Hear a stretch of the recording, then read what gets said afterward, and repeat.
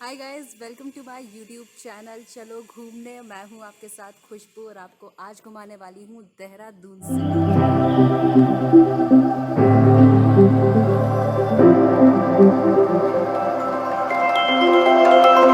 Don't know where to shut down. Sometimes I wish we could go somewhere. I feel it all around. I know you अगर आप weekend में कोई छोटा सा trip plan करने का सोच रहे हैं तो देहरादून बेस्ट डेस्टिनेशन है जहां आप रिलैक्सफुल और पीसफुल टाइम स्पेंड कर सकते हैं।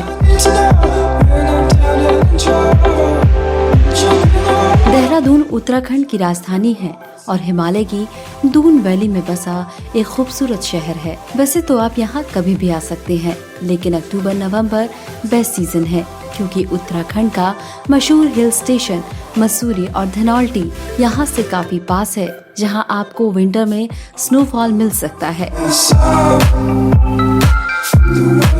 वक्त मैं अपने होटल के बाहर हूँ। मेरा होटल सहस्त्रधारा रोड पर है और हम सबसे पहले सहस्त्रधारा जाने वाले थे, लेकिन अब हम नहीं जाएंगे क्योंकि हम हो चुके हैं 4 घंटे लेट। हमें निकलना था सुबह 6:30 बजे। कोई बात नहीं, हो गए लेट तो हो गए।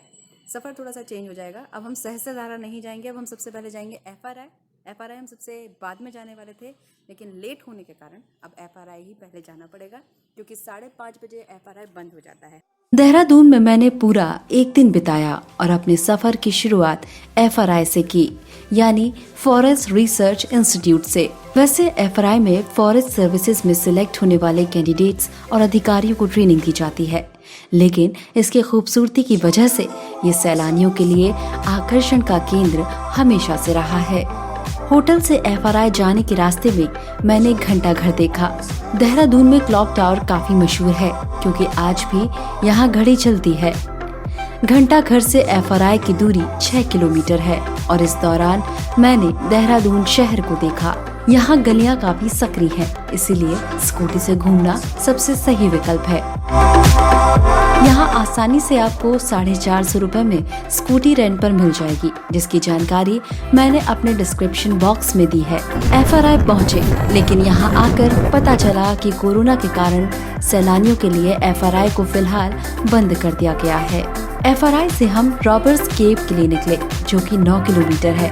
ये रास्ता शहर के बीच से होते हुए गुजरता है और थोड़ी ही देर में आपको चारों तरफ पहाड़ दिखने शुरू हो जाते हैं। खूबसूरत रास्ते अक्सर भटका देते हैं, हमारे साथ भी यही हुआ, लेकिन आपको कुछ दूरी पर यहाँ लोग माइलस्टोन की तरह मिल ही जाते हैं जो आपको सही रास्ता बता देते हैं।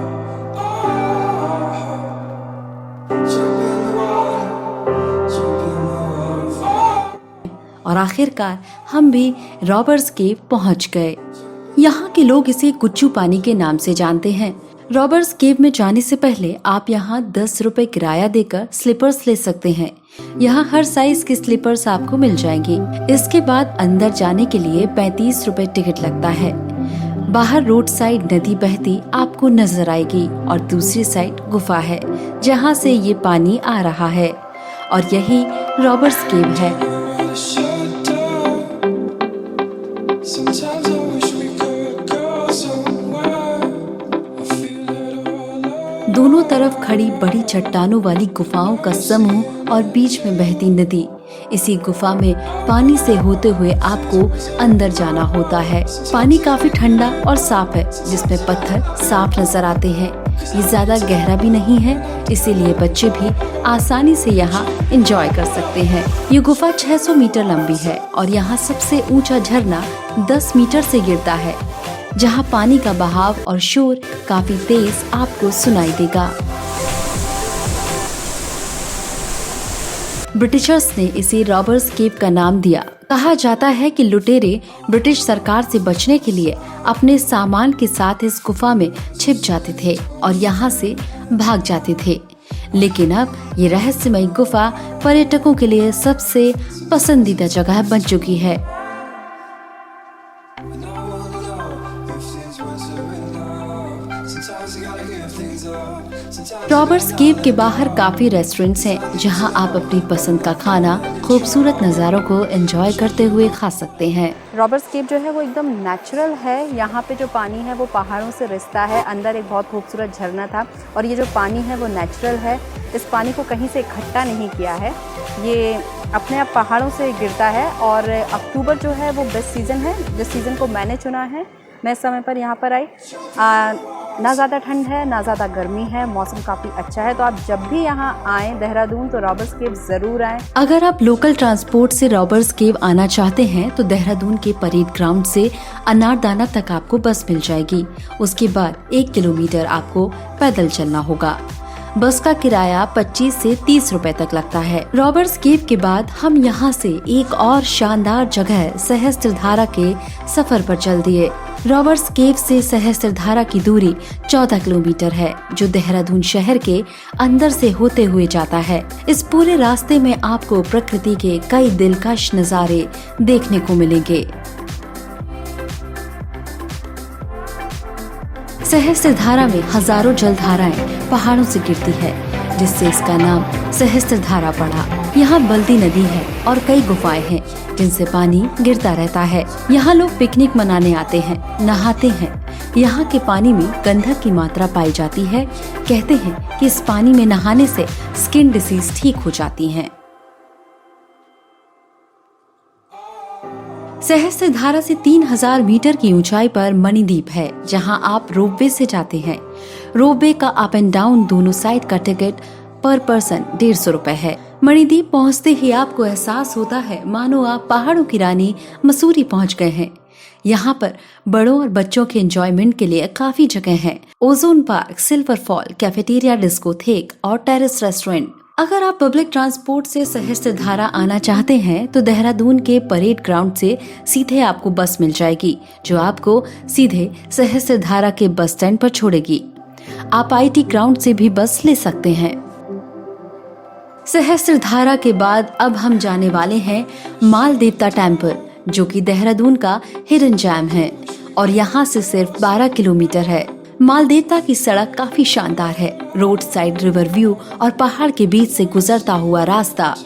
इस रास्ते में कई कैफे हैं जहां आप नदी के किनारे रुक सकते हैं। माल देवता के बारे में अभी ज्यादा लोग नहीं जानते हैं, लेकिन धीरे धीरे अब ये जगह टूरिस्ट स्पॉट बनती जा रही है। मेरे पीछे जो नदी का शोर आप देख रहे हैं, ये सहस्त्रधारा से 7 किलोमीटर की दूरी पर है और इस जगह का नाम है माल देवता। यहाँ पर एक शिव जी का मंदिर है और उससे 1 किलोमीटर आगे एक डैम है और मैं उसी डैम पर बैठी हुई हूँ। यहाँ ट्रैकिंग, कैंपिंग, बर्ड वॉचिंग और कई एडवेंचर स्पोर्ट्स का मजा आप ले सकते हैं। यहाँ कई रिजॉर्ट्स बने हुए हैं, आप यहाँ रुक सकते हैं और अगले दिन धनौल्टी के लिए निकल सकते हैं, जो यहाँ से सिर्फ 22 किलोमीटर है। देहरादून दिल्ली से करीब 250 किलोमीटर है। आप यहाँ बस, ट्रेन और फ्लाइट से पहुँच सकते हैं। दिल्ली से देहरादून वाया कार अपर गंगा कैनाल वाले रास्ते से जाएं।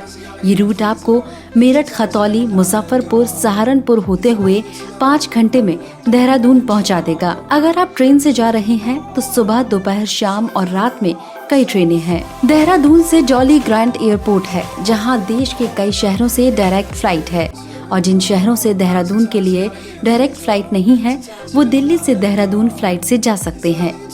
देहरादून एयरपोर्ट से देहरादून सिटी 31 किलोमीटर है। यहाँ से सिटी पहुँचने के लिए आपको आसानी से कैब मिल जाएंगी, जिनका किराया करीब 900 से 1300 रुपए तक है। मैंने अपनी इस छोटी सी ट्रिप पर कुल खर्च किए 1085 रुपए। इससे बेहतर और क्या हो सकता है। तो आप भी नेक्स्ट टाइम देहरादून घूमने का मन बनाएं तो मेरी तरह बजट और आरामदायक सफर का मजा लें। चैनल को सब्सक्राइब करें और आगे भी ऐसे ही मेरे साथ चलो घूमने।